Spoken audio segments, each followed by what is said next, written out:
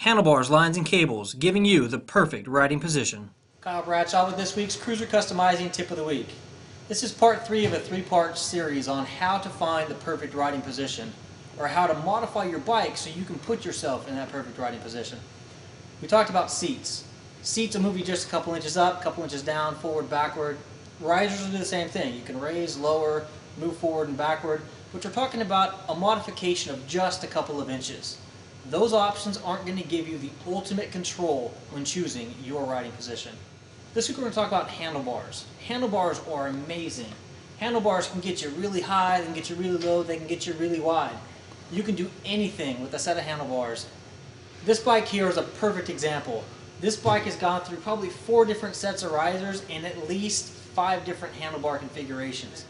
Bars really make the machine and can really give you that personalized custom look.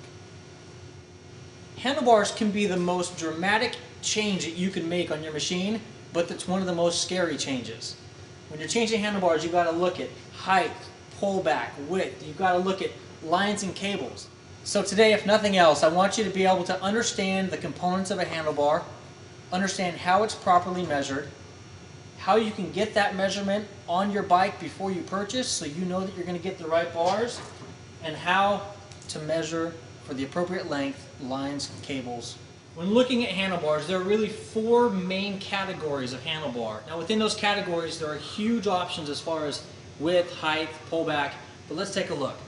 This here is a perfect example of a classic bar or a cruiser handlebar. Here are a bunch more options of classic handlebars. Next you've got the beach bar. Beach bars come in lots of different sizes. This is a perfect example of a 35-degree drag bar. Here's a photo of a bunch of common drag bars. And one of the most popular at the moment, the ape hanger.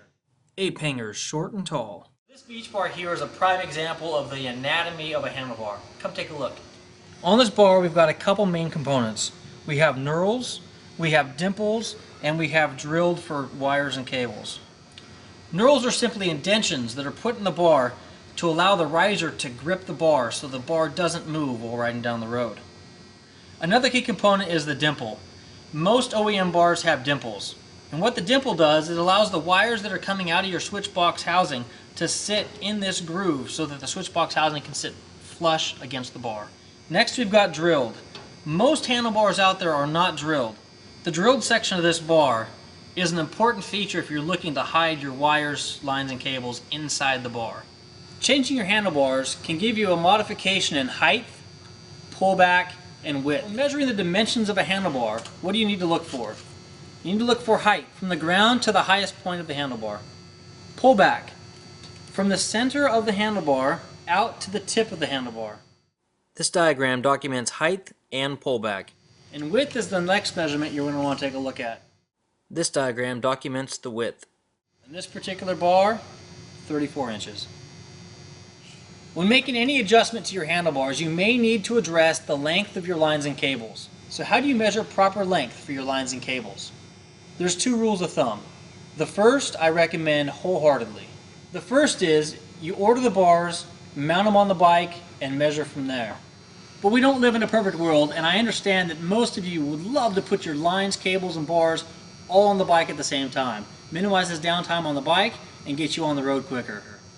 So the rule of thumb measurement is the increase in cable that you're going to need is whatever the inches are high plus half of the pullback. Check out this example. So let's say I wanted to put a set of ape hangers on this particular motorcycle right here. I knew that I didn't want to change out my risers, but I want to get to this position right here. What's the proper way to measure? Take a look. So the easiest way for me to measure myself for ape hanger handlebars on this particular application is to set my arms in the position that I want. Have my buddy step over and measure height from the center of the bar up to the center of my hands. Okay. So where we sit, Josh? 18 inches? 18 inches. Now I need Josh to measure the amount of pullback that I'm going to want. So what Josh is going to want to do is he's going to want to measure from the center of my bar this direction until we find the appropriate amount of pullback that I'm looking for toward the center of my hand. Right about 10 inches. 10 inches. Okay, so now we've got the height, we've got the amount of pullback that I want. Now we need to check out width. I can choose to have narrow ape hangers, I can go wide. It's all over the spectrum. I'm pretty comfortable right about here. So what we're going to want to do is we're going to measure from bar end to bar end. It's 38 inches. 38 inches. So now we know that I'm roughly 18 inches high, 10 inches of pullback, and 38 inches at total width. Let's go take a look at the bars and see what's going to work. So this particular set of handlebars here should be pretty close to the bill that we're looking to fit. We've got height at 18 inches right here. We've got pullback from the center of the bar to the end of the grip. On this one here, we're looking about 10.5 inches. And that half inch would be okay with. And now we're looking at overall width. On this particular set of bars, we're looking at 40 inches. Thank you for joining us for this week's Cruiser Customizing Tip of the Week. I hope that this tip on risers, handlebars, and seats has helped you get a little bit of insight on how you can obtain your perfect riding position. Until next week, take care and ride safe.